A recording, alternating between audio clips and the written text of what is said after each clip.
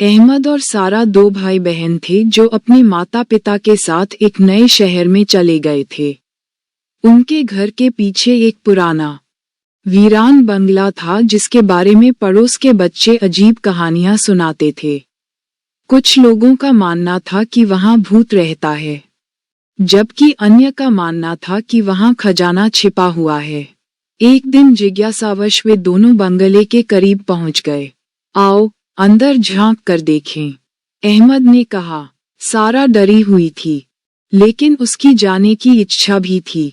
दोनों ने जंग लगे दरवाजे को धक्का देकर खोला और अंदर घुस गए। अंदर की हवा ठंडी थी और हर जगह मकड़ी के जाले थे। दीवारों पर पुराने जमाने की तस्वीरें टंगी थीं, जिनमें से कुछ में चलती हुई आंखें दिख रही थीं। अचानक सारा ने एक धीमी आवाज सुनी। क्या वहां कोई है? उसने डरते हुए पूछा।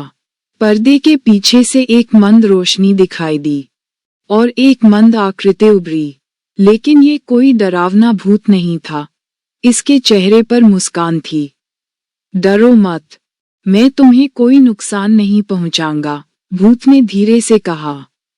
भूत ने बताया कि उसका नाम राजू है और वह कई साल पहले इस बंगले में रहता था।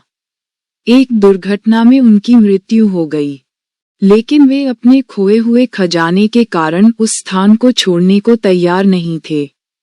राजू ने कहा, यदि आप मेरी मदद करेंगे तो मैं आपको खजाने का कुछ हिस्सा दे सकता हूँ। अहमद और सारा ने राजू के साथ मिलकर फर्श के नीचे खुदाई शुरू कर दी।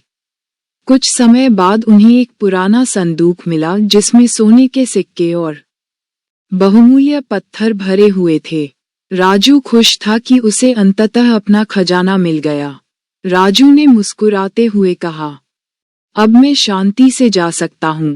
वह धीरे धीरे गायब होने लगा। अहमद और सारा ने उसे अलविदा कहा और बंगले से बाहर चले गए। घर लौटकर दोनों ने अपने माता पिता को सारी बात बताई।